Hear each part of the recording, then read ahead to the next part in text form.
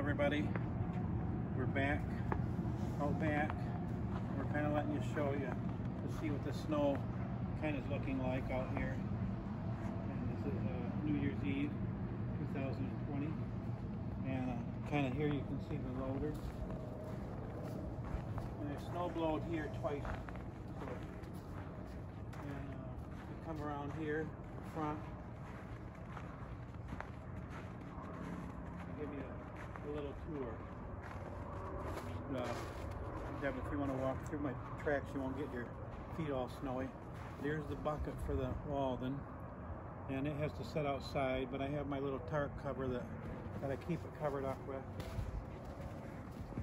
And I snow blow. I try to snow blow around it so I don't have to dig up a whole lot of snow. And over here, the tiki bar is covered up for the winter.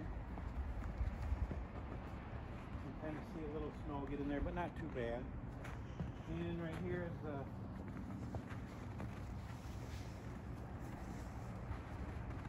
here's the Jeep covered up. The motorhome's not covered up. We always did cover it up, but this year we said, nah, we're not going to cover it up. And here's the gator. Here's my little barn, and here's the grill. The grill's kind of covered up too, so we kind of, there's my old snow plow. It's got less than probably 3 hours on it. Just plowing my driveway, and just never used it again. It's over 20 years old, and so this is kind of what our backyard looks like in the winter. And here's our roof rakes when we start shoveling the roofs again. And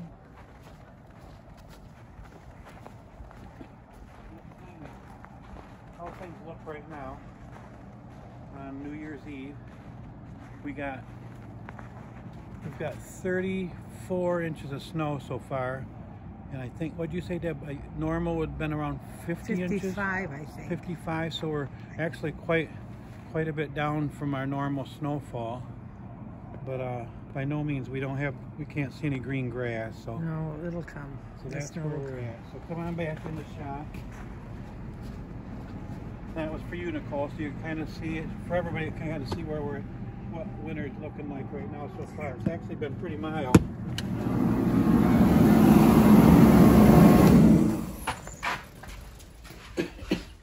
And back in the shop. And nothing's happening different with the dozer. It's still just sitting there drying. But we got progress going on E.J. Potter's pulling tractor. Not a whole lot, but you can see I got the operator station started. Got the seat made. I got the 2 levers on this side and the lever on this side. I've got the 2 pedals. I've got the steering wheel and the rod and the tachometer. And I've got the first square tubing piece put on the side of the frame. And I'm just working on the front steering right now. So what I did was I took a piece of 1/2-inch square tubing. I took some, it's not 1/4 inch, it's 5/6, it's 3/8 strip of metal. And I bent it with the pliers into a U. Then I drilled the end of it. And then I put a number, let's see, number 6 nut and screw bolt here on this for the spindle. And I put it through the end of that. And then I put a number 8. I drilled a number big enough, a hole 3/16 for a bolt to go through here with a number 8 screw and nut. And that's how the spindles, that's how it's going to steer on this axle. And then what happens next is I'll take some, just a second, I'll be right back. I'll take some 1/8-inch rod. Can you see me? You're too close. You see me? Mm-hmm. I'll take some 1/8-inch rod and I'll hammer the end of it and then drill a hole in it, and then I'll weld that on both sides, and then that'll give me my linkages, and then I'll do another piece and hammer both ends, and then drill a hole and put little bolts through there, and that'll be my tie rod. So when you turn one wheel, the other wheel will turn. And so that's basically, I'll show you on the next video how that looks and how I do that. So that'll give you a little better idea how to build your own front axle. And so then after the axle gets built, well, actually I had to go out in the back shed, and I looked through about 100 tires, and these are the closest ones that I came up with. I had a lot of them. These I thought were a little bit too small, and these were close. I almost used one of these, but I just thought there's going to be that heavy steel engine on there. I need a little bit more tire, so what I went with was this style of hard plastic, and so I think those are gonna. So I'm just roughing in the front of the frame, so this has to be cut and angled here, so because the front wheels are really narrow on that pulling tractors, and so this axle actually has to be cut. In fact, these spindles, these are gonna almost touch when they're pivoting, so the tie rod is going to be really short. So I figure though this front wheel is going to be about right here, and so this frame has to be trimmed and moved in so that the tires don't hit on that. So anyway, the axle is not going to be, the front axle won't be that wide. It's only going to be like, it's going to be, the other wheel is going to have to be about right there. So I got to cut this piece of square tubing about right there. Then that would put this other one about right there. So that's kind of where I'm at, right there. And then after I do that, I can put the rest of these pieces of square. And what I do to make for this, you can get some square key stock, and that's what I've used sometimes to get the look of a square rod. But what I did here, and what I'm going to do is, this is 3/16 rod, and I just tack weld it underneath where you can't see it, and then I take my sander and I sand the top and I sand the side, and that gives the look. I don't know if you can see it in the camera, but it gives it a look of a piece of square tubing. And on EJ's frame, he had a piece of square tubing on the top and on the bottom, and then that would give that nice look, or not the nice look, but the look that his frame had. So I want to kind of make it look kind of like his frame, but I can't really put the second one on until I get that axle done and understand where that's got to go. So that gives you a pretty good idea, my little bit of a start on that. So there we are on that. And let's see, just going to show you a couple more things in the book. And what did we forget, Deb? I was going to bring out those two things Nicole made. The little bulldozer and me, and remember, and the lighted shovel. So we'll have to do that the next time. So let me go in here. You guys better write notes. I'm going to just go through this book right now kind of quick. But then later on, if we see we get enough interest, that I'll go back and I'll actually kind of show you some of these tips. And I'll show you me making them, some of this stuff right here. So let's see, right? I think we were right here, yeah. Yeah, we were, because we were at the Great Harvester. We just got done talking about me building the Massey Harris Combine for Claire Scheibe. And then this one here was another time that one of my models, I got on the cover, the whole cover a few times, but sometimes I would only get one small picture of something that I made on the cover. And this one here was the Grape Harvester that I built for, what was it? Do you remember? Out in upstate, he was by Niagara Falls. He had a vineyard out there, remember? Kurt something? Hutchison? Maybe Kurt Hutchison, I think. And so that was a very unusual machine to build, the Grape Harvester. Let me see if I got any pictures of that one. No, there's a side hill combine.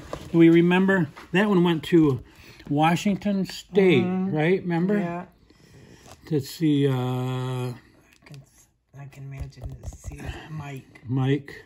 Yeah, I can see it. Does it say anywhere? Do you see it? Michael Shaw. Michael Shaw.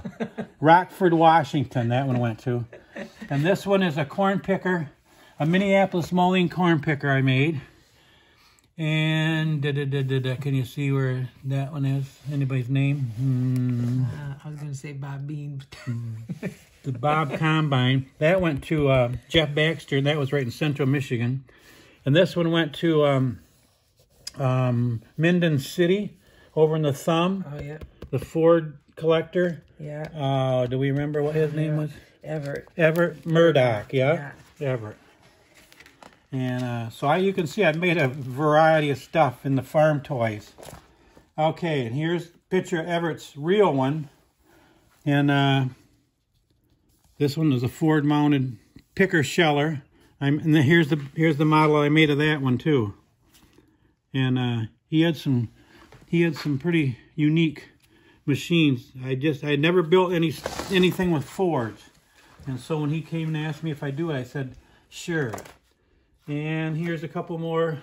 Here's an old-fashioned scraper and dump. I think it was horse-drawn, a dumper.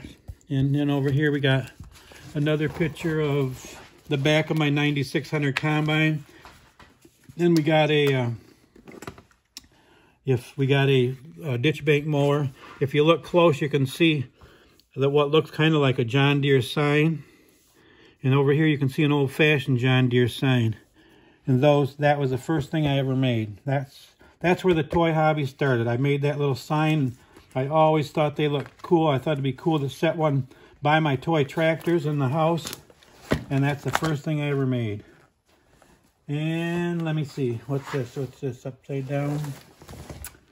What's this? Oh, these are some of the pictures just I had on my door in my office. The different things that I have made over the years. And here's another, that was somebody else's project up there. But here's my snowplow truck. And this was built for, let's see, Dennis Fancher from Westerlo, New York. You know, I built it for him, and he helped design the real truck, he said. So that was pretty cool. Okay, so we got to wrap her up here. And there's some toy tips on this one. And, there's a picture, you guys. Zoom in on that. Maybe you can you see those tires? Right there. Oh, yeah. Yeah. You see them? Mm-hmm. That is a lot of my tires, but it's not all of my tires, because I have these little, if you look in this little thing right here, with all these little drawers, those are all steel, different kinds of steel wheels. And so I got a ton of them. And here's some more. Just do this one last page. Here's, I think a 2470, I can't read it, 2670. Then here's the plow for it. Then here's a fertilizer spreader. Can you see that? Here's their glare.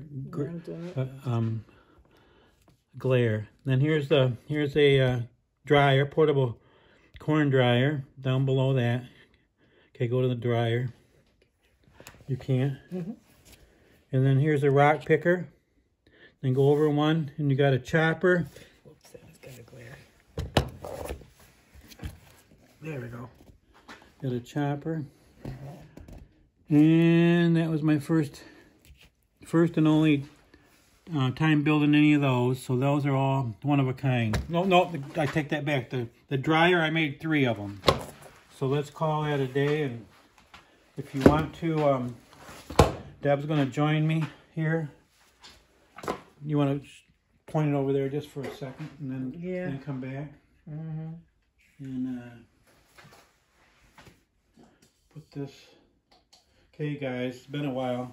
We've finally talked her into it. Okay, Deb. Okay, here's Deb. I'm going to be on camera. Okay, here we go. Here she comes. Here she comes. Deb, a little higher. Cheers. Cheers. Happy New Year, everybody. Happy New Year. See you later. Bye. Bye.